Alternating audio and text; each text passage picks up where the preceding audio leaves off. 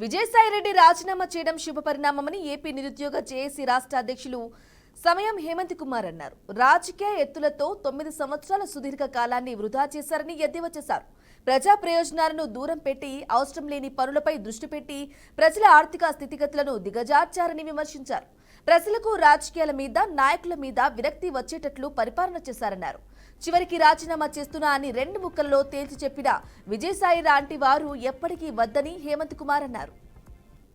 ఈరోజు విజయసాయిరెడ్డి గారు ఆయన యొక్క రాజ్యసభ ఎంపీ పదవికి వైఎస్ఆర్సీపీ ప్రాథమిక సభ్యత్వానికి ఆయనకున్నటువంటి అన్ని పదవులకి రాజీనామా చేస్తున్నట్లు ప్రకటించిన దాన్ని ఒక సామాన్య నిరుద్యోగులుగా మేమైతే హర్షం వ్యక్తం చేస్తున్నాం. ఎందుకంటే ఆయన పరిపాలనలో ఉన్న ఏ ఒక్క రోజు కూడా నిరుద్యోగులకు ఏ ఒక్క ఉపకారం కూడా ఎన్నడూ ఎప్పుడూ చేయలేదు.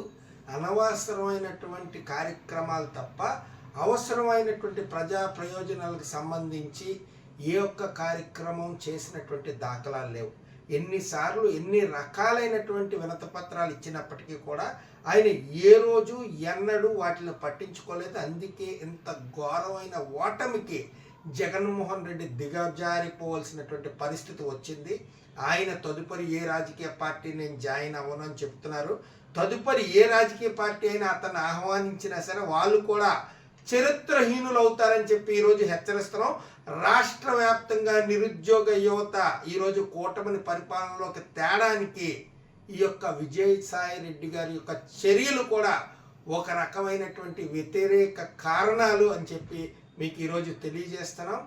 దయచేసి ఇటువంటి పరిపాలన చేసే ఏ ఒక్కరికైనా సరే ఈ యొక్క ప్రభుత్వంతో పాటు భగవంతుడు కూడా అటువంటి బుద్ధే చెబుతాడు. వాళ్ళంతట వాళ్ళే రాజీనామా చేయాల్సినటువంటి దిగజారి పరిస్థితికి వచ్చారు అని అంటే వాళ్ళని ప్రజలు చీకొడుతున్నారు. ఉత్తరాంధ్ర ఇన్ఛార్జ్ ఏ ఒక్క ఉత్తరాంధ్రుడు కూడా మిమ్మల్ని రమ్మని ఆహ్వానించట్లేదు. పైపెచ్చు ఉత్తరాంధ్రులుగా మేమందరం కూడా చాలా ఆనందంగా ఉన్నాం. ఈరోజు మీ రాజీనామాని 100% మేమందరం స్వాగతిస్తున్నాం. దయచేసి ఇటువంటి పరిపాలకులు ఎవరైనప్పటికీ ఏ రాజకీయ పార్టీ వాళ్ళైనప్పటికీ కూడా మేమైతే స్వస్తి చెప్తాం.